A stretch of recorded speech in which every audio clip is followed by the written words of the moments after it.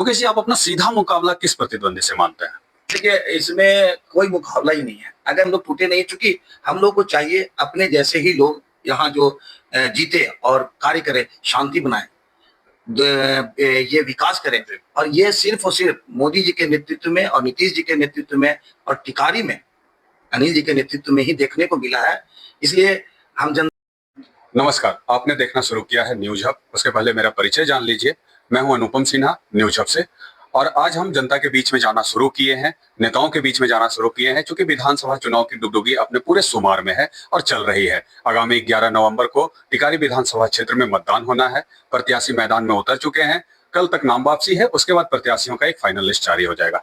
इसी क्रम में हम आज आए हैं एनडीए के दो घटक दल, प्रमुख घटक दल भाजपा और हम के नेताओं से मिलने और जानने की इनकी क्या तैयारी है, विधानसभा चुनाव में इनका क्या ऐसा होगा, ये क्या मुद्दा लेकर आएंगे जिससे ये जीत का सेहरा अपने उम्मीदवार पर। जैसा कि आप जानते हैं कि एनडीए से समर्थित हम के नेता निवर्तमान विधायक डॉक्टर अनिल कुमार टिकारी विधानसभा क्षेत्र से मैदान में हैं और हमारे साथ जो लोग हैं उनका परिचय जान लीजिए। हमारे ठीक दाहिनी ओर मुकेश जैन जी हैं, जो टिकारी नगर भाजपा के मंडल अध्यक्ष हैं, और हमारे ठीक दाईं ओर बाएं ओर हमारे संतोष पांडे जी हैं, जो हम के नगर अध्यक्ष हैं। दोनों नगर अध्यक्ष से जानेंगे कि नगर में इनकी क्या राजनीति है, कैसे ये अपने रणनीति के तहत जाएंगे और चुनाव को निकाल पाएंगे। आप दोनों का स्वागत है सर। मुकेश जैन जी, पहले तो आपको बहुत बहुत हार्दिक बधाई दीपावली की, और आने वाले छठ के लिए भी आपको शुभकामनाएं, आपकी और आपकी टीम को। और क्या करते हैं? संतोष पांडे जी, आपका स्वागत है। सबसे पहले आपको जो है जय श्री राम। आप तो जानते हैं, नाम भी तो आपको मालूम है जी।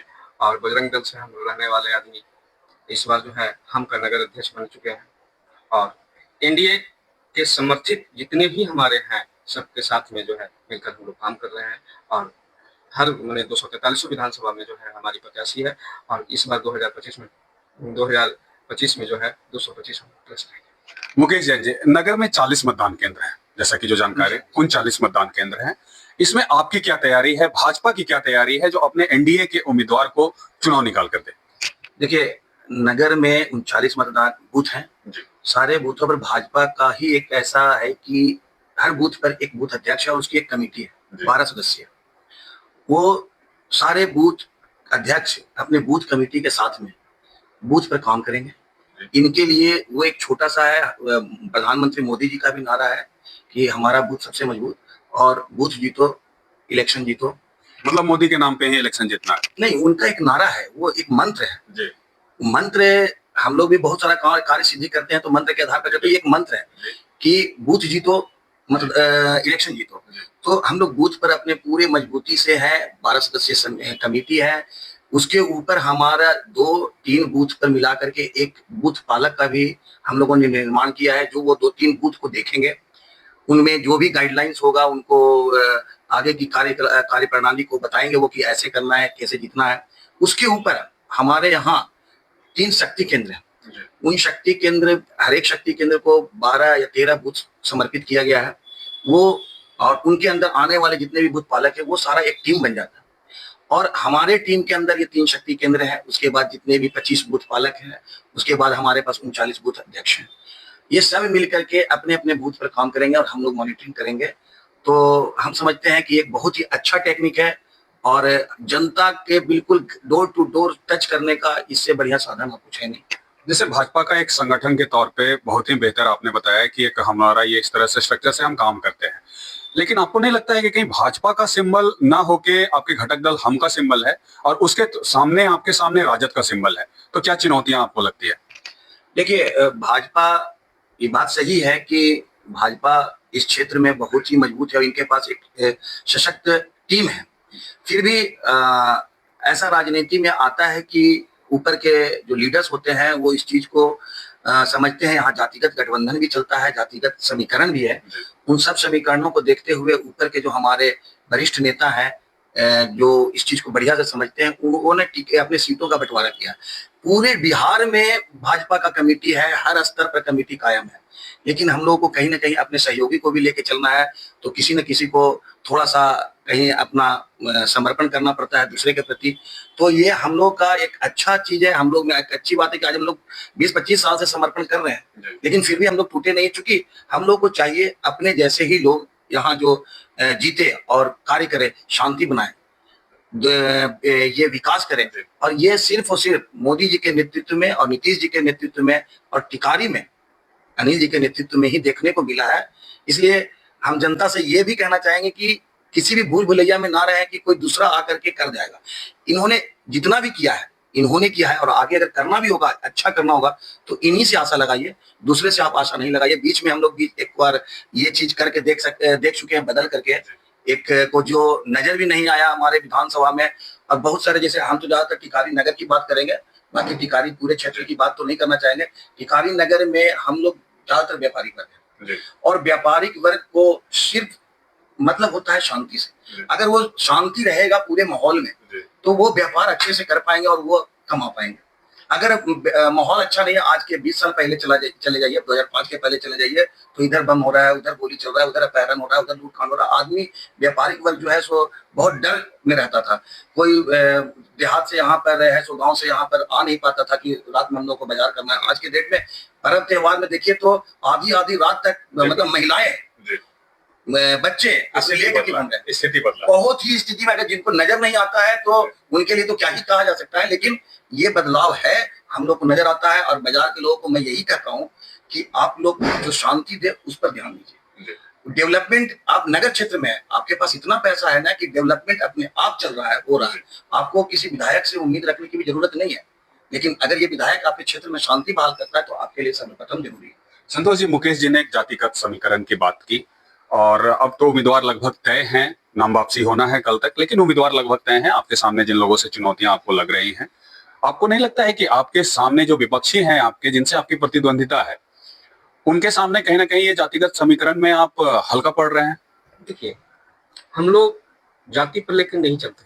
हाँ, ये तो लेके चलना पड़ेगा। बिहार का चुनाव बिना जाति का संभव नहीं है। अभी देखिए कि जो है आज जो अनाज जो मिलता है, हम लोग जाति देख के अनाज बांटे हैं क्या? नहीं। चाहे कोई भी कास्ट हो, चाहे हिंदू हो, मुस्लिम हो। मैं मतलब स्थानीय स्तर पर बात करना चाहता हूं कि मतलब आपके विधायक रहे हैं आपकी पार्टी से, और उनके मुद्दे पे मैं बात करना चाहता हूं कि आखिर यहाँ पे जातिगत समीकरण क्या है नगर में, आपको क्या लगता है? देखिए, जातीय समीकरण की जहां तक बात है तो लगभग जितनी भी जातियां हैं हम लोग के साथ में है, विकास के साथ में है, अनिल बाबू के साथ में है, और सब मिलकर जो है इस बार अनिल बाबू को हम लोग जिता रहे हैं। समीकरण तो आप, समीकरण क्या होता है? समीकरण कुछ नहीं है, केवल जब तक आप जो है विकास, पहले लोग होता था कि जो है तेल पिलावन होता था ना, जी जी, हाँ, लाठी पिलावन, तो वो जातिवाद अब नहीं रहा। वो था एक युग था, वो 90 का दशक था। उस दशक में जो है जातिवाद के नाम पर एक पैर पर खड़ा हो जाओ तो लोग एक पैर पर खड़ा हो जाते थे, लेकिन आज जातिवाद को जो है छोड़कर लोग विकास की ओर बढ़ रहे हैं। जातिवाद आज के डेट में हम मानते हैं कि जातिवाद नहीं है। मुकेश जी, सोशल मीडिया पे अक्सर हम लोग देख रहे हैं कि बनिया वर्ग को क्या मिला, एनडीए से बनिया वर्ग को क्या मिला, लेकिन फिर भी एक खास वर्ग, चूंकि आप भी व्यापारिक वर्ग से आते हैं और काफी दिनों से राजनीति में भी सक्रिय हैं, तो आपको क्या लगता है कि नगर के व्यापारियों का रुझान आपके तरफ होगा या फिर कहीं ना कहीं आपसे अधिक रुझान उनके तरफ जाएगा, आपके प्रतिद्वंदी की तरफ? देखिए, मैं तो समझता हूँ कि नगर के व्यापारियों का रुझान इनके तरफ होगा और होना भी चाहिए। ये मैं ऐसा अपील भी करता हूँ। और उनके तरफ आप कहते हैं कि रुझान होगा, कोई कारण ऐसा होना चाहिए कि उनके तरफ रुझान हो। क्या कारण है? आपके नगर से उनके नेता भी है? कौन है नेता उनके? हैं उनके नेता? नहीं, उनके नेता व्यापारिक से कोई नेता नहीं है। बिल्कुल है। तो व्यापारी वर्ग से नेता है तो वो उस तरह का नेता नहीं है जो इस तरह का काम कर सके। और देखिए, सबसे बड़ी चीज है कि ऊपर में मोदी जी है, बीच में नीतीश जी है, उसके बाद हमारे टिकारी के विधायक है, चाहे वो जो भी है। अभी तो विधायक जो हमारे अनिल शर्मा जी हैं वही सबसे नजदीक है, वही हमारे चैनल में आते हैं। बाकी दूसरे हैं व्यापारिक है तो सिर्फ वो व्यापारिक होने के चलते हैं। देखिए, जातिगत समीकरण तो है, आप व्यापारिक है तो व्यापारिक का कितना वोट है। अब ये चीज हम 2000 इसके पहले जो नगर परिषद का चुनाव भी हुआ उसमें भी देख चुके हैं। ये बंटवारा होता है कि व्यापारिक वर्ग अलग चल जाइए, वो अलग चल जाइए, वो अलग चल जाइए, ऐसा नहीं होता है। जो आपके क्षेत्र का विकास कर सके और वो विकास निर्बाध रूप से करते रहे, वो सोचे नहीं कि हाँ हम किसका कर रहे हैं किसका नहीं कर रहे हैं, क्षेत्र का विकास कर रहे हैं। और सबसे बड़ी चीज है, अगर व्यापारिक वर्ग की खास बात है तो शांति।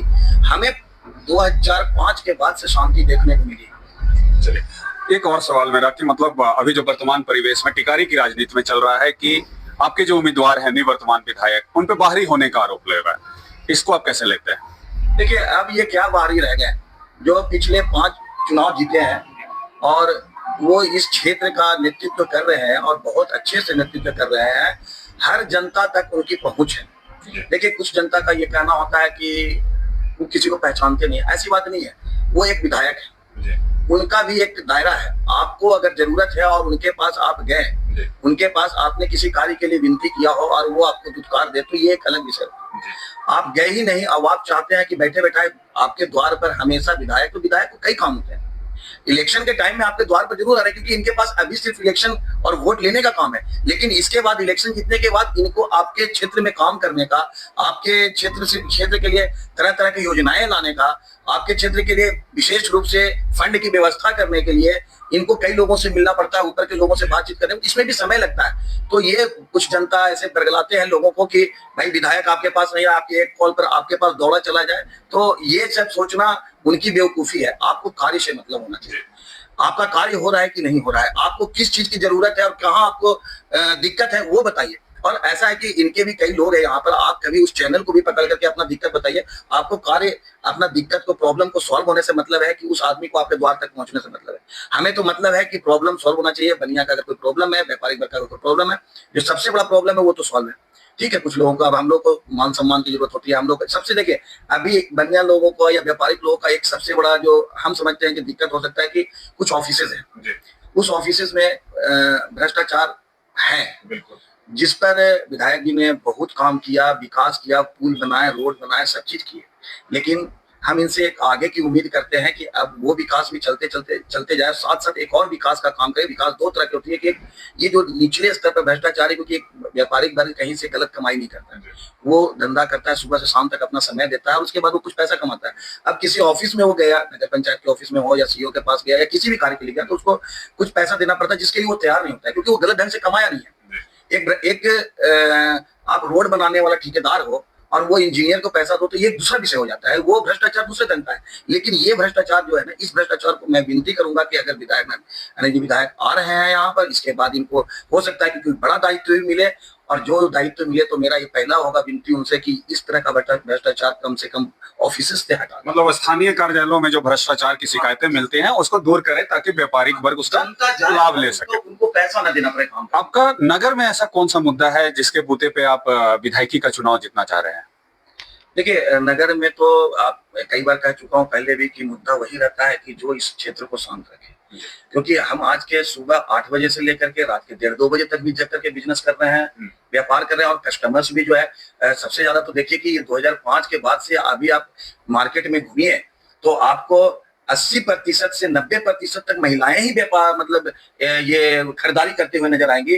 पुरुषों को बहुत कम देखा जाएगा। ये बदलाव बताता है कि हमारे यहाँ की महिलाएं भी इस माहौल में सुरक्षित हैं। घर के लोग पहले निकलने नहीं देते थे, क्योंकि असुरक्षा अगर लगेगा तो कोई भी नहीं निकलने देगा, ये तो जाहिर सी बात है। तो पहले के लोग ये फील करते थे कि असुरक्षित है महिलाएं, बच्चे हमारे सुरक्षित हैं। आज के डेट में ये फीलिंग गायब हो चुका है। मतलब लगातार 2005 से ये चलते आ रहा है, तो अब लोगों में, अब तो एक पीढ़ी बदल गई, 12 साल में एक पीढ़ी बदल जाता है, तो वो बदल गया, नए लोग आ रहे हैं तो बिल्कुल इस चीज को देख रहे हैं कि नहीं, अब ऐसा तो कुछ है ही नहीं। लेकिन वो नहीं जानते, पहले बहुत था, 2005 के बाद बदला है, और हम हमारा यही भी सब मुद्दा रहेगा, और कि ये जो शांति है ये आगे कायम रहे। बस एक मुद्दा ये भी रहेगा कि लोगों को ऑफिसेज में पैसा ना देना पड़े, ये व्यवस्था विधायक जी करें। ये मेरा उनसे नम्र निवेदन होगा, विनती होगा, आगे जब भी इनको मौका मिले इस चीज पर जरूर कार्य करें। क्योंकि नगर का क्षेत्र अब बढ़ चुका है, नगर पंचायत से नगर परिषद में आ गए हैं हम, तो आसपास के 12 गांव भी शामिल हो चुके हैं राजस्व गांव। तो आप कौन सा ऐसा वादा लेकर आएंगे जो आपको चुनाव में भुनाने में मदद मिलेगा? कोई ऐसा वादा? देखिए, वादा तो सर्वविदित है कि विकास, जो गांव शहर से जुड़ा हुआ नहीं था, टिकारी के मुख्य पथ से नहीं जुड़ा हुआ था, वो गांव जुड़ चुका है। आज के डेट में देखिए, टोटो वगैरह जो है सो गांव तक जाने लगा है, आने लगा है। उससे क्या हो रहा है कि किसी को भी, महिला, बच्चे, बुजुर्ग जितने भी हैं, किसी भी समय में टिकारी में आ सकते हैं, जा सकते हैं। हॉस्पिटल में आना हुआ तो रात में भी आ सकते हैं, कभी भी, मतलब हर कार्य के लिए। जब नगर नियरेस्ट जो भी उनके पास जो ऑफिसेज है, वहां किसी भी समय में आना जाना, थाना में भी है तो किसी भी समय में आ सकते हैं। रोड का बहुत ज्यादा जाल बिछ गया है, कहीं पर भी अब देखने को नहीं मिलता है कि इक्का दुक्का कहीं पर होगा, वो भी किसी राजनीतिक लड़ाई झगड़े के कारण रुका हुआ है। ऐसा कहीं पर मंशा किसी का नहीं होगा कि वो डेवलप नहीं किया जाए। कुछ लोग चाहते नहीं है कि मेरे पास डेवलपमेंट हो, हम ऐसे ही दुनिया को दिखाएंगे, ऐसे भी लोग हैं। लेकिन हम लोग को नजरअंदाज करके इस सब कार्य को करना है। और बिजली का व्यवस्था आप देख रहे हैं, हम तो कह रहे हैं कि 2005 के बाद से इनके आने के बाद 2010 में ग्रिड बना, उसके बाद से स्ट्रीट लाइट्स, आज के डेट में high mask light, street lights. तो ये चीज जो है सो शहर को एक शहर बनाता है। पहले लालटेन जलता था, पेट्रोमैक्स जलता था, आज ये सब चीज नहीं है। तो आखिर चाहिए क्या? धीरे धीरे तो सारा कार्य हो ही रहा है और होते रहेगा। एक और सवाल की जो चर्चा का बाजार क्षेत्र में भी चलता है कि भाजपा के कुछ वरीय नेता जो स्थानीय स्तर पर हैं, उनका अभी वर्तमान विधायक और आपके उम्मीदवार से कोई दूरी बना हुआ है, इसमें क्या सच्चाई है? देखिए, सच्चाई तो वही बता सकते हैं, लेकिन कुछ लोगों का वक्तव्य कहीं कहीं पर सुनने को आता है। तो दूरी बनाना, देखिए अपनी महत्वाकांक्षा को रखना कहीं से भी कोई गलत नहीं। हम भी जिस क्षेत्र में हम उच्च पद पर जाना चाहते हैं, लेकिन हमें भी तो अपने आप को तोलना होगा ना। ऐसे ही अब मेरे पास 4 आदमी है, हम कहेंगे कि हम बहुत बड़ा वो है, तोप है, हम ये कर देंगे, और उसके लिए पब्लिक में अगेंस्ट में बोलना, आप अपने आप को उभारिए, जितना उभारना है, कहीं से भी कोई दिक्कत नहीं है। लेकिन दूसरे को अगेंस्ट में बोलना, वो ऐसे है वैसे है, ये नहीं किया वो नहीं, अरे कर कौन रहा है? यहाँ तक का डेवलपमेंट अगर आपको नजर आ रहा है कि किसने किया? बीच में 5 साल आपने एक चेंज करके एक नया मतलब परिवर्तन, जिसको कहते हैं परिवर्तन, ला करके भी देख लिया।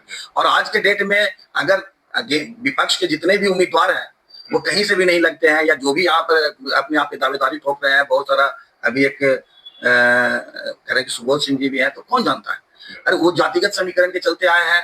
ऐसे तो यहाँ पर इस क्षेत्र में उनका कोई ऐसा कोई उपलब्धि नहीं है। अगर हमको वोट देना होगा तो हम एक ट्रस्टेड पर्सन जो पहले से विकास करते आया है और जिससे कभी भी किसी भी व्यापारिक वर्ग को कोई नुकसान नहीं हुआ है, आज तक कोई इनके कास्ट का आ करके रंगदारी करके नहीं गया है, जो कि पहले होते आया था। हम भुक्तभोगी भी हैं, बहुत लोग भुक्तभोगी भी हैं।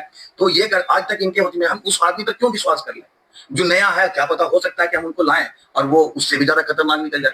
तो हम लोग इस तरह का रिस्क, हर चीज में रिस्क नहीं लेना चाहिए। हम हर व्यापारी वर्ग से कहना चाहिए कि आपकी समस्या क्या है, पहले आप ये अपने आप को बताइए, अपने आप को जानिए कि समस्या आपके पास क्या है, और वो समस्या का समाधान हम समझते हैं कि पहली बात है कि समस्या कोई है ही नहीं व्यापारिक वर्ग के पास में। जो छोटा मोटा समस्या है वो ऑफिस से रिलेटेड समस्या है। ये हम लोगों से मिलते हैं तो भैया किसी का बिजली कनेक्शन क्यों नहीं लग रहा है, वो परेशान है, वो मेरे पास फोन करता है कि भैया मेरा बिजली कनेक्शन नहीं लग रहा है, तो कुछ पैसा मांग रहा है वहां पर। तो ये सब चीज जो है ना, क्योंकि बाजार में या व्यापारिक वर्ग को विधायक जी इन लोग डिमांड भी नहीं कर रहे हैं बहुत सारा चीज कि आप हमको फंड दीजिए, ये दीजिए, वो दीजिए। इनके पास ऑलरेडी एक नगर परिषद बन चुका है, जो स्थानीय निकाय है, जिसके पास बहुत ही अच्छा फंड है, जो डेवलपमेंट मतलब यहाँ देखने को मिल रहा है कि जिसकी जरूरत नहीं है वो भी हो रहा है। ये भी करते हैं, मतलब बहुत सारा रिकमेंडेड ये भी करते हैं। तो ये आता है। हाँ, तो ये चीजें इन लोग को सारा चीज हो रहा है। तो यही समस्या थोड़ा थोड़ा रह जाता है कि भाई जमीन का विवाद हो गया, सीओ नहीं मान रहा है, वो विवाद हो गया, ऐसे नहीं मान रहा है, बिजली का नहीं मान रहा है, हॉस्पिटल में जा रहे हैं तो वहां व्यवस्था नहीं मिल रही है। लेकिन विधायक जी से विनती होगी कि ये सब चीज पर अगले बार में विकास का दूसरा चरण, आप पहले चरण को जारी रखते हुए दूसरे चरण पर ध्यान दीजिए। और आप ही से उम्मीद भी है, क्योंकि जो विकास जानता है, विकास करने के लिए ललायत है, उसी से आगे भी उम्मीद किया जा सकता है। हम उस आदमी से उम्मीद नहीं कर सकते जो विकास के बारे में नहीं, वो आया है अपना फायदा करने के लिए। तो ये मेरा निवेदन रहेगा कि आप इस पर अगले चरण में इस चीज पर विचार कीजिए, जो कि हम अपने आप को भांपते आए हैं कि यही नगर की समस्या रही। मतलब स्थानीय कार्यालयों में जो भ्रष्टाचार व्याप्त है, जिसकी शिकायतें मिलती हैं, उसका निवारण किया जाए। जो मतलब अस्थायी जो समस्या थी, सड़क हो गया, नाली हो गया, पानी हो गया, उसके समाधान के लिए स्थानीय निकाय है और उनसे आपको मिल रहे हैं मजबूत स्थिति में। मुकेश जी, आप अपना सीधा मुकाबला किस प्रतिद्वंदी से मानते हैं? देखिए, इसमें कोई मुकाबला ही नहीं है। अगर मुकाबला यहाँ पर कोई मानता है और करना चाहता है, किसी को लगता है, तो वो कहीं न कहीं किसी चीज से प्रेरित है। वरना आपके पास एक ऐसा विधायक है, एक ऐसी सरकार है जो सिर्फ और सिर्फ विकास का काम करने के लिए चलती है। आखिर कोई नेगेटिव पक्ष होना नहीं चाहिए इसके लिए कि भाई इनके पास ये नेगेटिव है और वो अगले के पास वो चीज पॉजिटिव है, तो एक प्रतिद्वंदी भी बनता है। लेकिन जब ऐसा कुछ नजर नहीं आ रहा है, आप जिसको प्रतिद्वंदी बताना चाह रहे हैं उसको आप जानते तक नहीं, तो हम कैसे प्रतिद्वंदी कहते कि वो मजबूत प्रतिद्वंदी है या कुछ है? वो किस व्यू से हमारे यहाँ आया है, जिसको आज तक किसी ने, टिकारी की जनता ने भी नहीं देखा। 25 साल से 20 साल से टिकारी की जनता इनको देख रही है, और किसी को शिकायत हो सकता है, पर्सनल लेवल पर किसी का शिकायत है, ऐसी बात नहीं है। महत्वाकांक्षा में बहुत लोग को प्रश्न करता है कि विधायक जी को हम फोन किए, उठाए नहीं, हम समझा देंगे विधायक जी को। ऐसा कुछ नहीं है, वो थोड़ा सा इस मानसिकता से ऊपर उठे। समझाने और समझने की बात नहीं। अगर आप रियली में टिकारी के व्यापारिक वर्ग के शुभचिंतक हैं तो इनके लिए आपको शुभ सोचना, इनके लिए शुभ सोचना ही होगा, इनको जिताने का प्रयास करना ही होगा। अब अगर टिकारी के व्यापारिक वर्ग के आप शुभचिंतक नहीं है, सिर्फ अपना स्वार्थ सिद्धि करना चाहते हैं, तो भाई आप कुछ भी बोल सकते हैं, कुछ भी कर सकते हैं, आप स्वतंत्र हैं। संतोष जी, आपकी पार्टी मुख्यतः महादलितों की पार्टी मानी जाती है, चूंकि आपके नेता जीतन राम मांझी महादलित समाज से आते हैं और महादलितों के नेता माने जाते हैं। आपको क्या लगता है महादलितों का मूवमेंट, चूंकि महादलितों की कई भी पार्टियां हैं जिसमें, लेकिन उसमें भी आपके पास एक घटक दल है लोजपा रामविलास, आपको क्या लगता है कि आपको उसका फायदा मिलेगा जातिगत समीकरण में या नहीं? बिल्कुल मिलेगा, क्योंकि देखिए अभी किसी भी, जैसे मान लीजिए कि जो है आपका चिराग जी का जो है पार्टी पासवान समाज में आप बोल रहे हैं, तो वहां पर हमारा 100% वोट है। हमारा जो मांझी का जो है वहां पर भी हमारा 100% वोट है। तो जहां तक जो है ये देखिए 5 उंगली हमारा है, और ये 5 उंगली और ये पांचों हम लोग मिलकर एक मुट्ठी बनाकर जो है हम लोग बिल्कुल जो है इस बार लीड करेंगे। मतलब एनडीए टिकारी में एकजुट है? एकजुट है, पांच है, उसी को एक मुट्ठी हम लोग बना लिए, और यही ताकत है हमारी, यही ताकत है, यही ताकत जो है हमें जो है 243 पर जो है 225 हम लोग प्लस। एनडीए क्या है? एनडीए प्रगतिशील सोच वाले पार्टियों का एक गठन है, संगठन है, जिसमें 5 पार्टी भी है।